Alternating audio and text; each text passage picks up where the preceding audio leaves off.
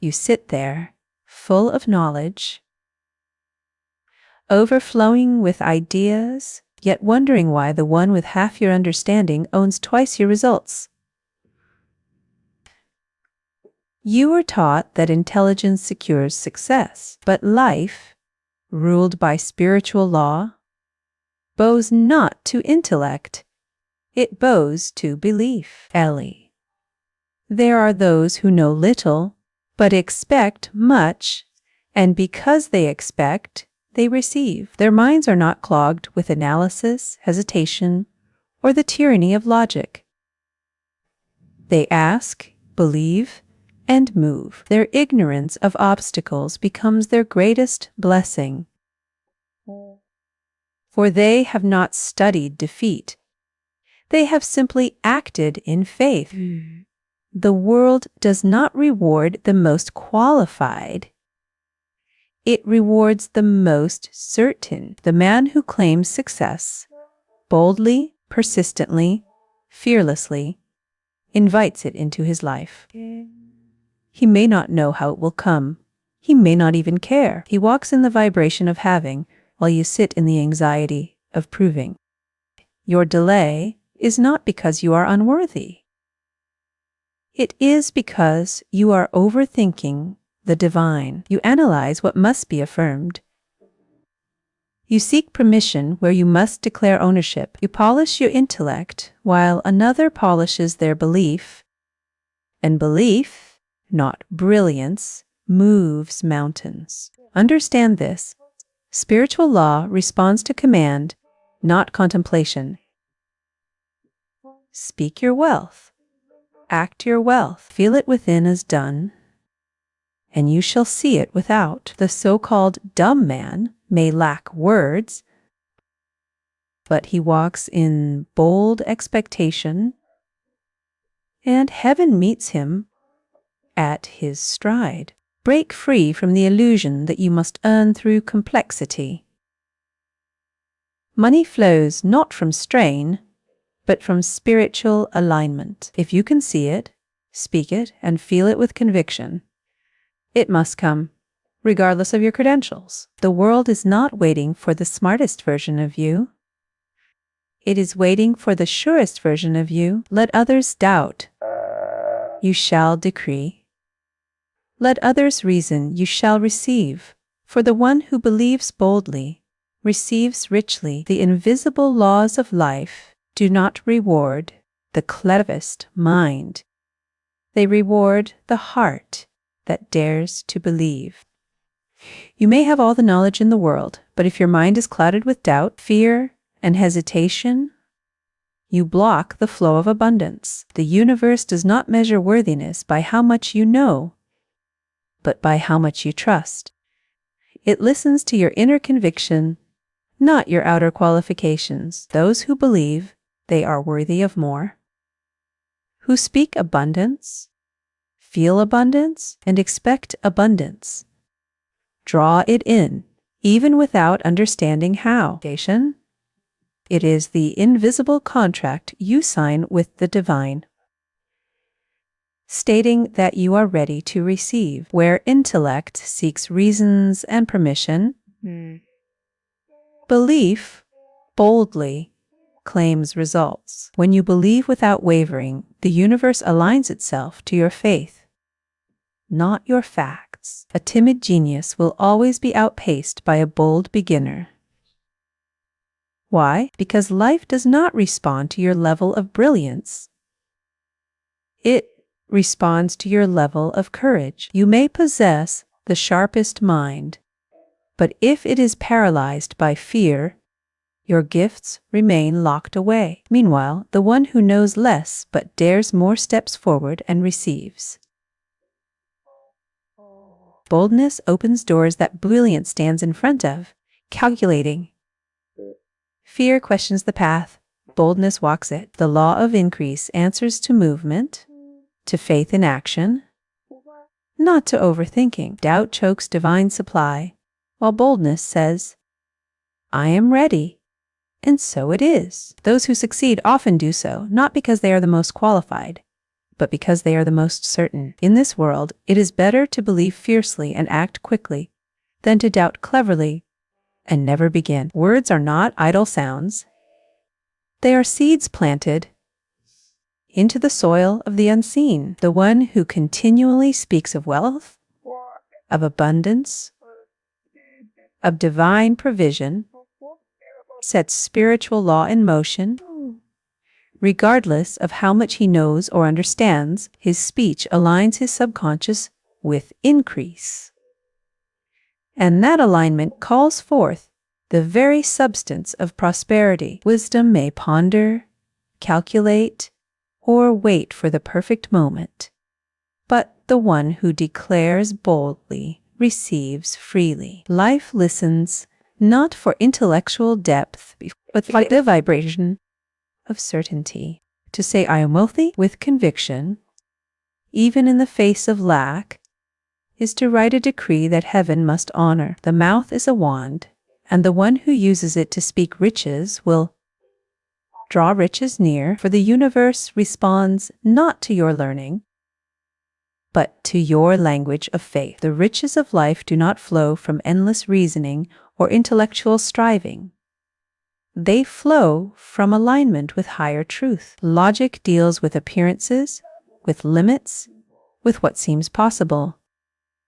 But spiritual law operates beyond appearances.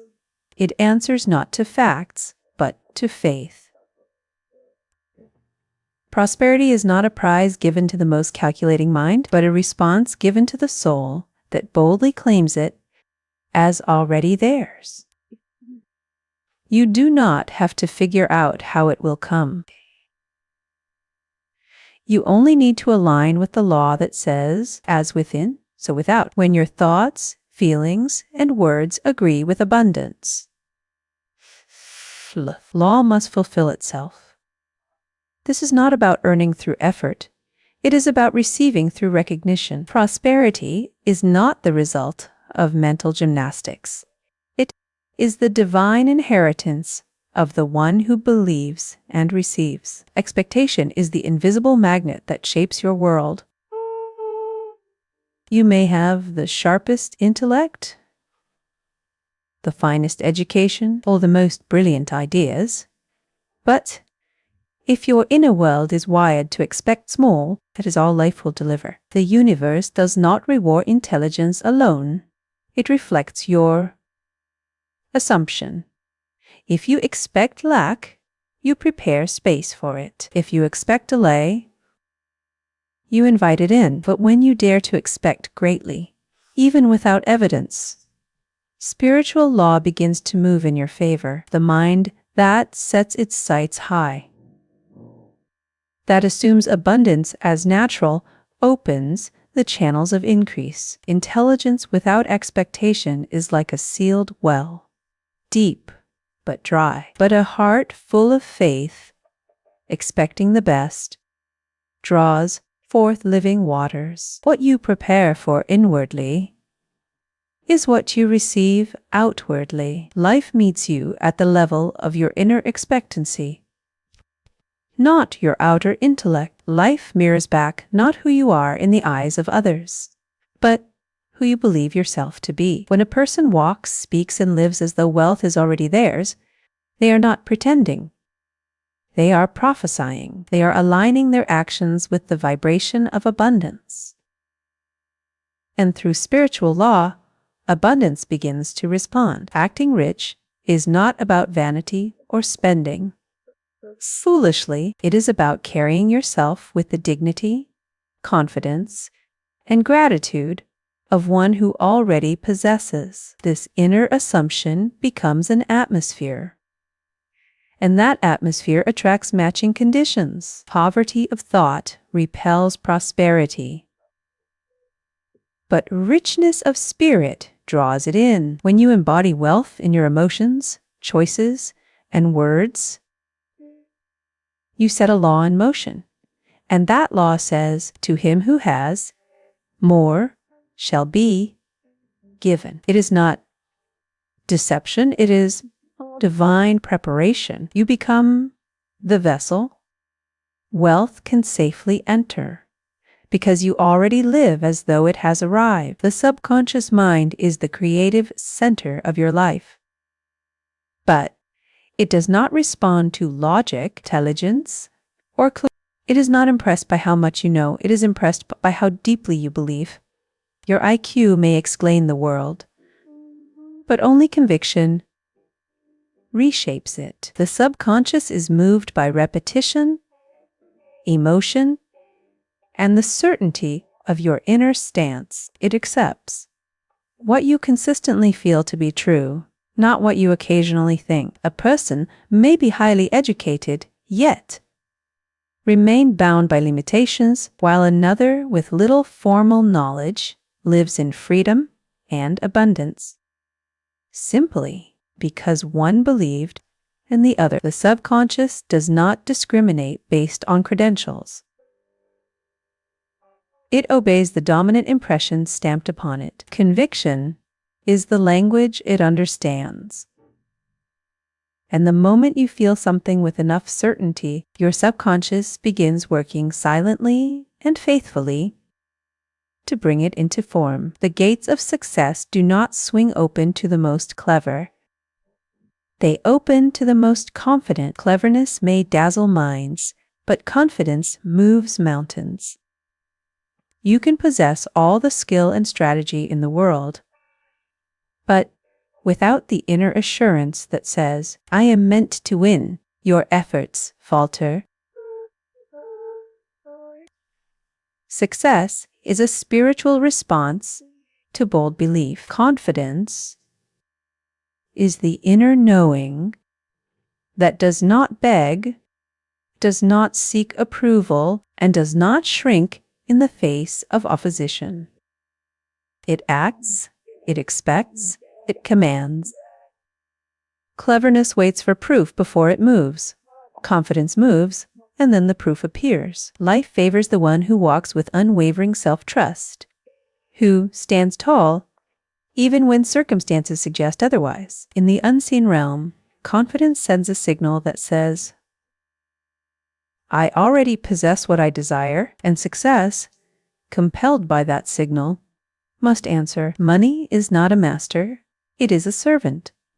And like all servants, it responds to authority, not anxiety. The one who speaks of money with fear, lack, or desperation unknowingly repels it, for fear clouds the channel through which supply flows.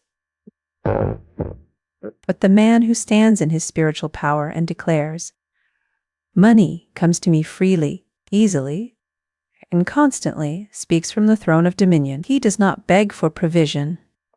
He commands it, knowing it is his divine birthright. His confidence is not arrogance, but alignment with spiritual law, which says that what you boldly claim without doubt must come to pass.